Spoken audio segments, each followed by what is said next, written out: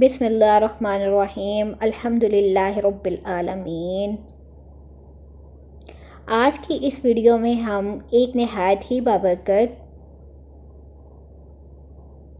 اور سبق آموز حدیث مبارکہ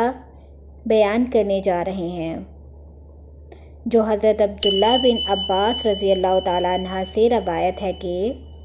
رسول اللہ صلی اللہ علیہ وآلہ وسلم نے فرمایا، دنیا مومن کے لیے قید خانہ ہے اور کافر کے لیے جنت ہے۔ یہ الفاظ بظاہر مختصر ہیں،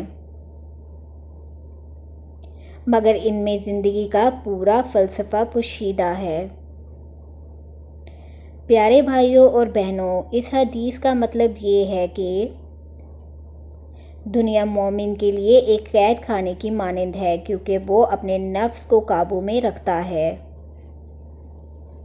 اپنی خواہشات کو شریعت کے تابع کرتا ہے، حرام اور ناجائز سے بچتا ہے اور ہمیشہ آخرت کی فکر میں رہتا ہے۔ وہ دنیا کی آسائشوں میں بھی یہ جانتا ہے کہ یہ سب عارضی ہیں اور اصل زندگی آخرت میں ہے، اس لیے وہ دنیا کے آرام کو بھی قید کی طرح سمجھتا ہے،